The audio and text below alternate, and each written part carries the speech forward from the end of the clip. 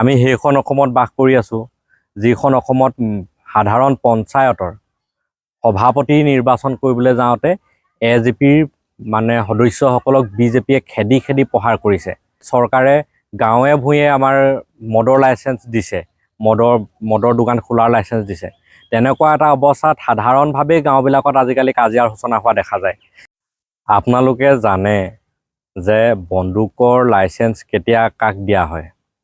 এতিয়া আজি আমাৰ যিটো পৰিৱেশ হৈছে, যেতিয়া আমাৰ অসমখনত এতিয়া বন্দুকৰ লাইচেঞ্চ দি আচলতে আমাৰ যিটো আইন শৃংখলাৰ যি পৰিৱেশ, এই পৰিৱেশটো সম্পূৰ্ণৰূপে বিনষ্ট কৰি পেলাব বিচৰা হৈছে। আমি সেইখন অসমত বাস কৰিছোঁ যিখন অসমত আপোনালোকে মন কৰিব যে এপালি চাদা খাবলৈ নোপোৱাৰ কাৰণে গোটেই পথাৰ আপোনাৰ ট্ৰেক্টৰে নষ্ট কৰি পেলাইছে।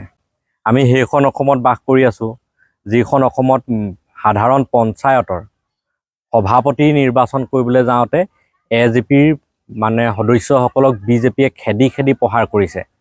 আৰু বৰ্তমান সময়ত চৰকাৰে গাঁৱে ভূঞে আমাৰ মদৰ লাইচেঞ্চ দিছে, মদৰ দোকান খোলাৰ লাইচেঞ্চ দিছে। তেনেকুৱা এটা অৱস্থাত সাধাৰণভাৱেই গাঁওবিলাকত আজিকালি কাজিয়াৰ সূচনা হোৱা দেখা যায়। এতিয়া যদিহে আপোনাৰ বন্দুকৰ লাইচেঞ্চ দি দিয়া হয়, তেতিয়াহ'লে আমাৰ গোটেই ব্যৱস্থাটো সম্পূৰ্ণৰূপে বিনষ্ট হৈ যাব। কোনে কাক ক'ত গুলি মাৰিব এইটো কোনো বাছ বিচাৰ নাথাকিব। গতিকে তেনেকুৱা এটা পৰিৱেশ সূচনা কৰাটো বৰ্তমানৰ মুখ্যমন্ত্ৰীগৰাকী, বৰ্তমানৰ চৰকাৰখনৰ এটা মহান উদ্দেশ্য তেওঁলোকৰ মতে।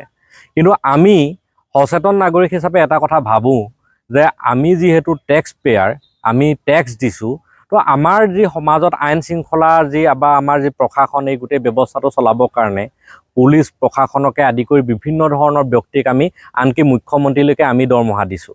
তো গতিকে আমি যিহেতু দৰমহা দিছোঁ, গতিকে তেওঁলোকে পৰিচালিত কৰক। এইটো আমাৰ দায়িত্ব নহয় যে আমি বন্দুক লৈ যদি আমি নিজৰ সুৰক্ষা কৰিব লাগে তেতিয়াহ'লে আমি কিয় টেক্স দিম, এই কথাটো আমি ভাবোঁ।